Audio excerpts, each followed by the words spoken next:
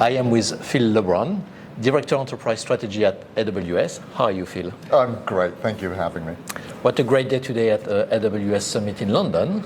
It's huge. I mean, getting here, the tubes were packed with AWS fans, so it was great to see that. Yeah. Can you tell us what has been your journey? How did you become a strategist? Absolutely. I'm a lifelong engineer and technologist. I spent almost all my career at McDonald's Corporation in various roles, corporate and country. I used to be their international chief information officer and also led their supply chain development, data and innovation team globally for a couple of years during McDonald's digital transformation. I was an AWS customer. We did some absolutely amazing things like scaling mobile ordering and home delivery at McDonald's on the AWS cloud, and that turned me into a convert. So we worked closely with AWS, and I'm now part of an organization of former CIOs, CTOs and the such like, who help our customers also dream big about what they could be doing. And so all this leadership and C-suite experience, basically this is what you bring at AWS. And can you explain to us how you help your clients scaling? Yeah, absolutely. It's we've got our personal knowledge, what's worked, what hasn't worked in the past. Lots of learnings from AWS and how we do business, and we talked about 1,600 customers a year. So what we try and do there is bring that to the C-suite and board of directors, not just the technologists, but in general. We believe technology powers so many of the world's organizations now. It's important folks understand how to use it and when not to use it. And what we try and do is not just from a technology point of view, but also organization, culture, and people, is how can we help these organizations think big about their transformation, or even decide what does transformation mean to that organization. So you mentioned it with people, process, system, and basically we are going to talk about digital transformation with a touch at sustainability now, which is in everybody's mouth. What is your approach? Do you have a specific recipe to recommend? We start with some basics. I mean, you've just described an immense amount of complexity. When we've been talking to executives at our executive summits around the world, we're talking about this multi-dexterous leader, the leader who needs to be resilient and build resiliency into their organization, needs to manage their cost base carefully, needs to be sustainable, and also needs to innovate. And I think it all starts with some basics. Part of what we do is educate around cloud technology and data and how to use that and why it's different.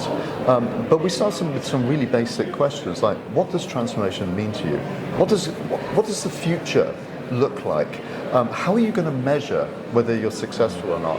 And a lot of that is exactly how we run our own business, which is think backwards from the customer. What does great look like? And then let's figure out how to get there. Yeah, totally. I totally agree with that point. And you just remind me of one of the sessions this morning when it was mentioned what one of the key challenges is indeed the stakeholders. It's not necessarily always the technology. So just to stay on the digital transformation topic, we talk more and more about sustainability, energy transition. What does it mean at the scale of AWS to be a sustainable company beyond using renewable energy? In 2019, we founded the Climate Pledge, and the intent there is to be net carbon zero by 2040, 10 years ahead of the Paris Agreement, and to power our business by 2030. In fact, we're on track to do that 5 years early by 2025. So sustainability thinking permeates every level of the organization. You see that in the silicon we're creating, things like the Inferentia and the Trainium chipset. So machine learning, hot topic in the world. More people are training models and more people are running inferences. We're now producing silicon that enables you to do that at better price performance and with a lower carbon footprint as well. So companies like Splunk, for instance, are using Inferentia 2 to reduce their cost by 20% for inferences. To me, sustainability is about minimizing waste, and that's exactly what any corporation wants to do anyways. You don't want to waste your people's time or your people's money. So we have tools to help organizations better understand how they're running and how to optimize. Last year we announced AWS Supply Chain, for instance, looking across your entire supply chain, better understanding Where are you wasting money? How can you create process efficiencies? But by doing that, it gives an organization insight into how do they become Scope 3 compliant, for instance. So providing tools that we've developed and we use internally to run our own supply chain. The other thing I say is the cloud, by its very nature, helps organizations, including Amazon, be more sustainable. If you move a workload from a typical data center in EMEA into the cloud, typically your energy footprint's 5 times smaller, and your carbon footprint is up to 80%, reduced by up to 80%. Yeah. So, and that's just moving to the cloud. Once you're in the cloud, you can start to take advantage of the promise of the cloud, elasticity. Werner Vogels, our CTO, said the most sustainable resource is the one you don't use. So this old model in data centers of just running servers and leaving them there because you've paid for them, you can now truly be elastic.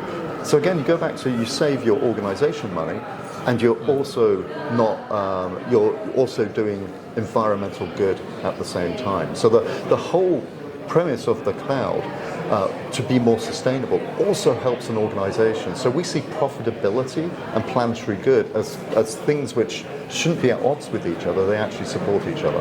Yeah, and I'm sure this is a speech that the C-suite likes to hear. Yeah, well, you can have it all. If you were ever a project manager in your past, it was, do you want quality? Do you want speed? Do you want functionality? Pick one, maybe two. But truly now with organizations, you can go faster, you can scale faster, you can do it more securely, and you can do it more sustainably while having your people focus on things which matter to them and to your business. Phil, can you give me some examples of the work that AWS has done recently with its clients? Absolutely. There's Engie, for instance, they're saving about 60% on their infrastructure costs, being able to scale up and down with demand. Formula One's always an exciting one, using computational fluid dynamics to design cars that can race closer together, doing that much faster than they've ever been able to do before, and saving 30% on their traditional costs of doing that. Customers like Shutterstock, who we've helped to optimize how they run their technology. They're saving 60% on their S3 costs, for instance.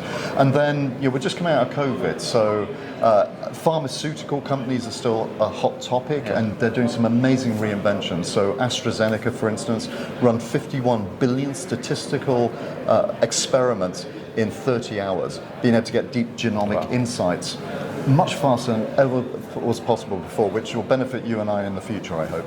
Yeah, that's great. Thank you very much, Phil, for your time. My pleasure. Thank you so much.